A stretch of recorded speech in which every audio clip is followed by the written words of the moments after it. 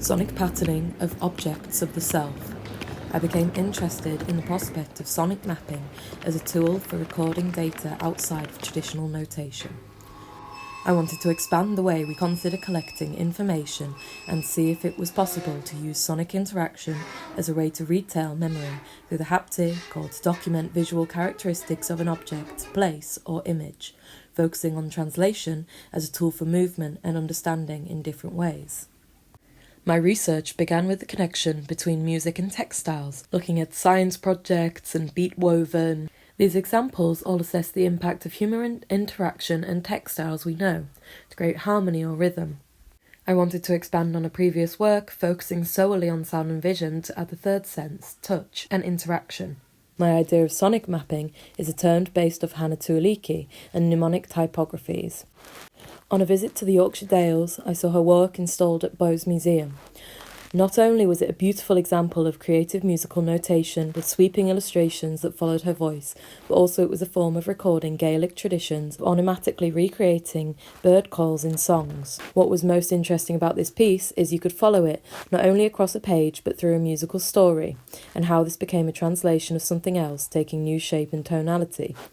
In my own work, I was looking at this understanding across mediums and senses, but I wanted to assess if it was possible to utilise digital technology in order to translate a map, an object, or a sound. The process I have been researching utilises photography by capturing a digital image that you can then convert into sound. This process works by taking pixels of the image as binary data and information groups and using this to activate sound or music. I have been focusing on 3 methods using RGB data, light and dark pattern response, and MIDI diagrams. The RGB method was developed out of the idea of a physical experiment that uses colour sensors combined with controller board and buzzer that assigns colour recognition to frequency. Kenji Kojima created a software called RGB Music Lab. It takes a similar approach to colour recognition and activation, but utilises it in a way so that you can create a playable sound palette based on an image. The program identifies the dominant colour of the pixel and determines the harmony based of 3 notes, one for red, blue and green. The second method looks at how we could use the light intensity of a pixel to decide the length or pitch of a note. The software splits up the image into rows and columns. For each row, a MIDI track is created, and for each column it decides whether or not to play a new note. In this scenario, pitch is determined by how bright the pixel is. You can follow this reading similar to the last, left to right.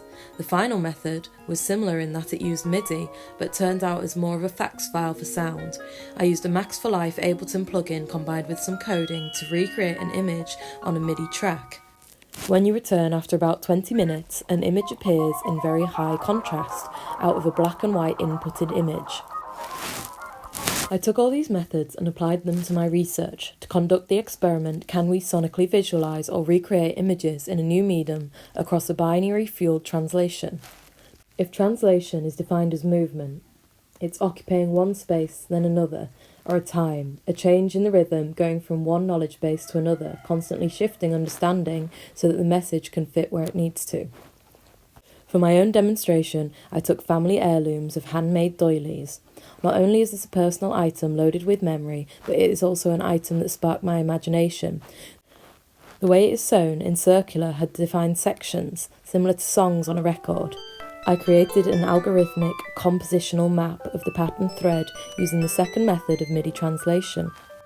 Although I found this work successful, I wanted to assess this work in a situated environment. Examples of sonic interaction I had seen, such as sonic processing, a new geography of sound, look at cross-fertilisation between electronic music and visual art, whilst transforming the museum past a place for 2- or 3-dimensional art. They utilise interactive space as the output for the exhibition. I was looking at Nicholas Bouillard and his Relational Aesthetics book. How art can take into its theoretical horizon the realm of human interactions and its social context. This piece is not designed for the gallery space but is instead situated in cognition and the idea of group participation. It is the doing that activates learning and therefore development in this piece. Knowledge is situated in activity bound to social, cultural and physical contexts. Therefore, the desired product for this piece is a workshop. The piece lies in the shared application, expansion and understanding of knowledge. The product is what is made through shared interaction.